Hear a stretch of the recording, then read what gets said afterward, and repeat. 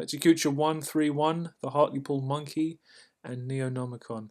There are a few things this week I could have spoken about, like the fact I've signed up with a stewarding agency, and there are many sad clowns this week that I shall not talk about because I'll end on a positive note. But comic books I read, so comic books we speak. The Hartlepool Monkey, I picked it up because I thought the surname of the artist matched the guy who was doing all those H.G. Wells books I've been reading over the last adaptations I've been reading over the last few weeks, all two of them.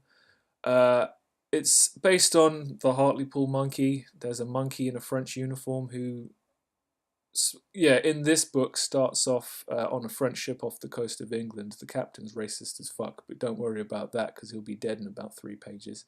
Because the ship crashes, the monkey ends up on the beach, and that's when our story begins.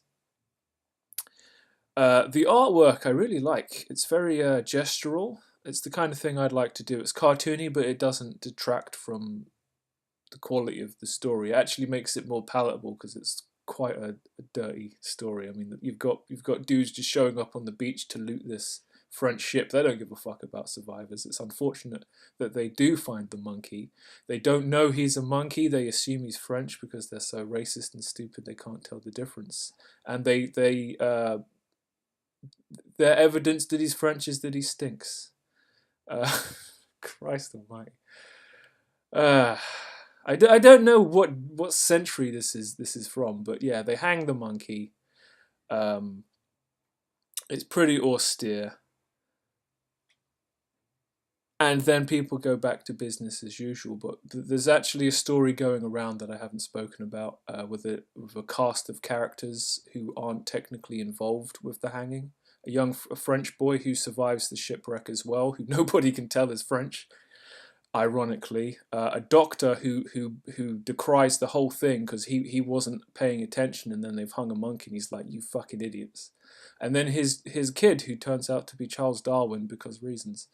A good book, but not an enjoyable story. Speaking of, Neonomicron, written by Alan Moore, illustrated by Jason Burrows. This book needs a huge disclaimer on the front, warning of sexual content and violence. Because it's a horror book, and I was reading it on the bus, and it got dark on the bus during a school run. Right, so the book starts with a really unsympathetic asshole main character who is casually racist, happens to be an FBI agent, very smart in a very strange way.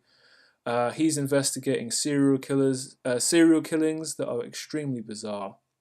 By the end of the first issue, he's gone on this psychedelic trip, full of Lovecraftian, eldritch ideology is not the word, but you know what I mean, imagery and so on. This is also where the art happens to shine. And then by the end of the first issue, he's gone nuts, carved a swastika in his head, and committed killings of his own. So the new main characters are the chicken and the black dude from the second issue onwards, who were like trying to figure out what made him go nuts. He spoke to a dude with a lisp who had half his face covered, who was on some shady shit and gave him some shady drugs.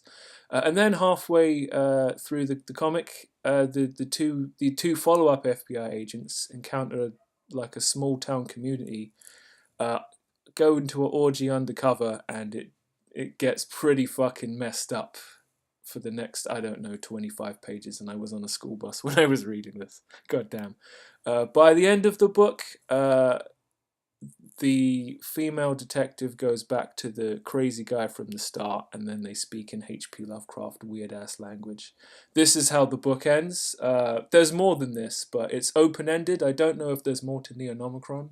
I'd read it, but it's disturbing.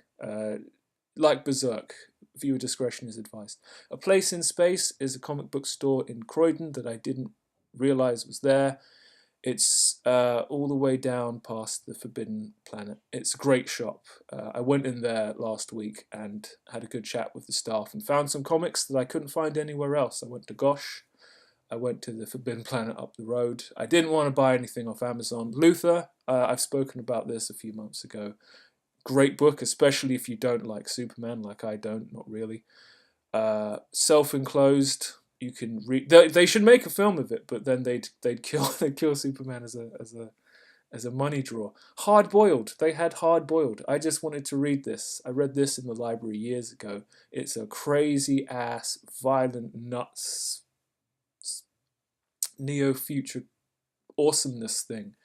Frank Miller is on point. Jeff Darrow is a bad motherfucker. You can't go wrong with this, and for £10, it's great. So I spoke about this last week. I did a little bit of drawing. I was reading Thor, and then I drew some Thor, and I was doing this on my security training course in full view of everyone because there was nothing going on. And it's not as bad as I remember it being at the time. It's passable, especially for a guy using Biro. But while I was on the course this week, I was thinking of how I could get back on the YouTube and break down how to teach courses so I can learn as I teach, because that's one of the best ways to learn.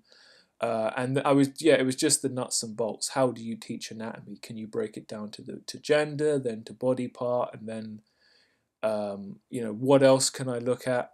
How do I test that I'm learning? How do I ensure I don't lose these skills? Manga Studio specific tool courses. There's a lot I could do, and I could break it down. It's just how do I want to go about it? And most importantly, how do I verify that I feel like I'm making an improvement? Something to think about. So I suppose it's a happy clown this week. I was watching Alien vs Predator Let's Plays of an arcade game from the 90s that I saw in the arcade when I was a kid. And I always wanted to play it and I never got to. And then YouTube just sent me this shit, and I thought, you know what? The more I'm watching this, the more I'm like, fuck it. I'm gonna go get an emulator. I'm gonna fuck up my PC, and I'm gonna play this arcade game. And you know what? A couple of nights ago, I actually did that. I downloaded some emulators. I got a version of the game from some random website because this is a thing. And after an hour and a half of it not working and me having to try all kinds of things and Google all kinds of things that don't have answers because nobody gives a shit about this kind of thing, I did get the game to work. I did play it. It was fun, and my PC is probably still devoid of Chinese spyware, although who can really be sure. So that's just a little story of sometimes when you set out to do something and you don't give up, you get it done. I've had a lot of fun playing as the Predator in Alien vs Predator. It's a really good game for 1994. I thought it at the time, and I still think it now. That said, I haven't played Sekiro this week. I haven't bought it yet. Right, so that brings us to the end of Pecha Kucha 131, and I will see you next time.